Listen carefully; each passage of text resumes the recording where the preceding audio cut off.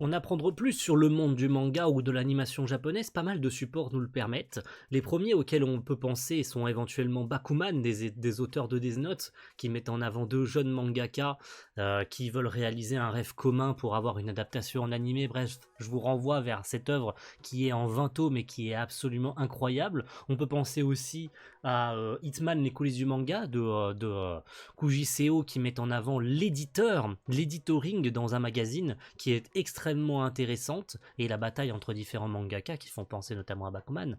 Et évidemment le plus connu en ce qui concerne l'adaptation en animé et le fonctionnement d'un studio d'animation, c'est Shirobako. C'est extrêmement connu, tout le monde en a au moins entendu parler. Il y a notamment son film aussi qui met en avant les problèmes de production que peuvent rencontrer des fonctionnaires travaillant dans l'animation japonaise. Et aujourd'hui, messieurs dames, je vous présente un manga qui est en 3 tomes, écrit par Kakushoshi, qui raconte l'histoire d'une jeune femme qui se retrouve, alors non pas isekai, mais au contraire, ses amis à eux, ses amis à elle, travaillant dans un studio d'animation, vont se retrouver isekai, et des gens venant d'un autre monde vont venir dans son univers l'aider à faire tourner son studio d'animation pendant que ses amis sont devenus des héros dans un isekai.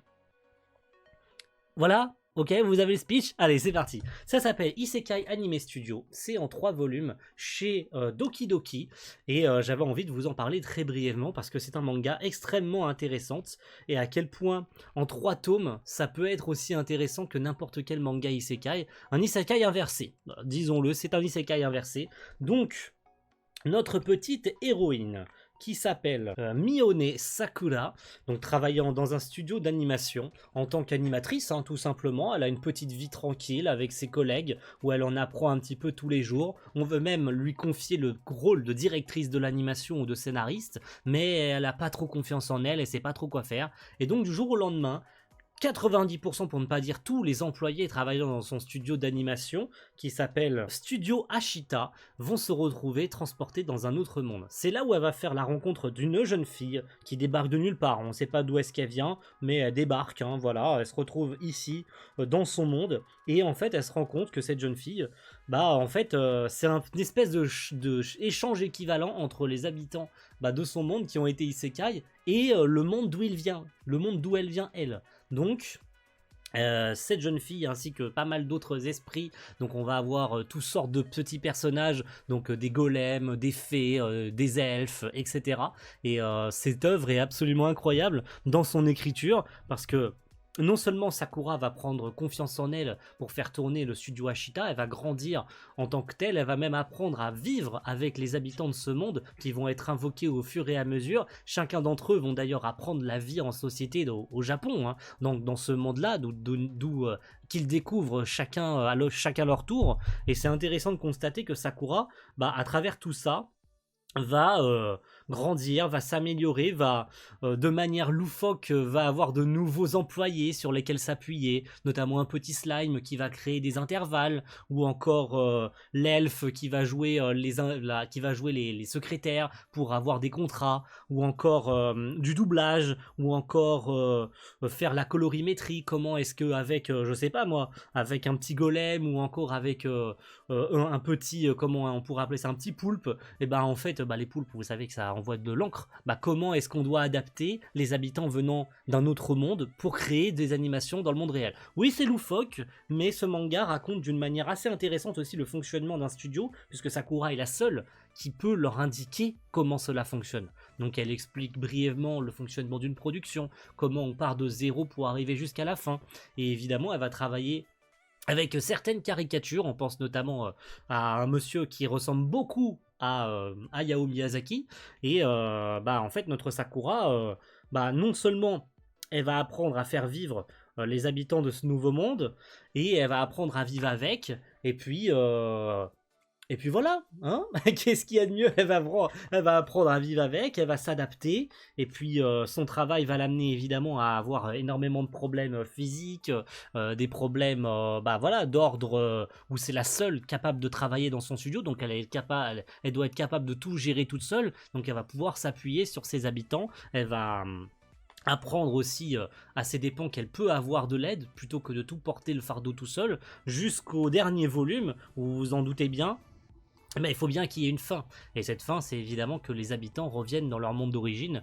et que l'échange se fasse dans les deux sens. Donc ses anciens collègues reviennent dans son monde et les habitants de ce monde qui n'est pas, le sien retournent dans leur monde d'origine, leur disent adieu, puisqu'il n'y aura plus jamais d'ouverture de porte entre les deux mondes. Mais c'est important de constater que Sakura doit prendre les devants pour devenir entre guillemets la patronne de manière temporaire de ce studio d'animation, de ce studio Ashita, où elle va rencontrer pas mal de monde. Donc voilà, le cher monsieur Miyazaki dont je vous parlais, c'est une petite caricature, mais ça, voilà, on peut dire que c'est Hayao Miyazaki, on peut penser à quelques personnes d'autres, on peut penser à pas mal de trucs, mais c'est intéressant de constater que on peut faire un manga sur de l'animation tout en y mêlant aussi de l'isekai. C'est frais, c'est nouveau, c'est intéressant. Ça fait que 3 tomes, donc ça tire pas en longueur.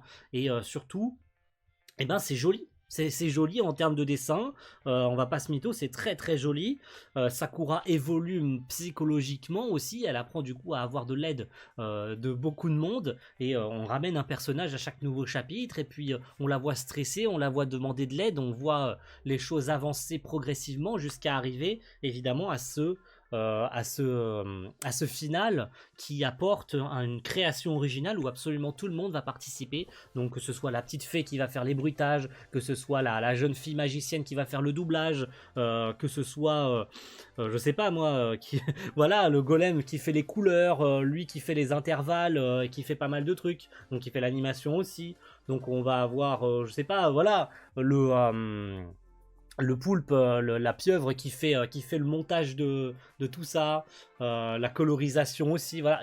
Chacun va jouer son petit rôle, c'est pas des personnages qui parlent tous, puisque on a affaire à quelques petits monstres des lores, des isekai, qui ne parlent pas, mais c'est important de voir que Sakura s'adapte, Sakura grandit, et Sakura nous fait vivre, et nous apprend à travers toute cette histoire, qui n'est pas très longue, comment fonctionne l'animation, comment est-ce qu'elle apprend en même temps à ces monstres à travailler, comment elle apprend au slime à faire des intervalles, comment elle apprend à la fée à faire du doublage, comment elle apprend je sais pas moi, aux gobelins à faire, à les livrer les cuts, comment, voilà.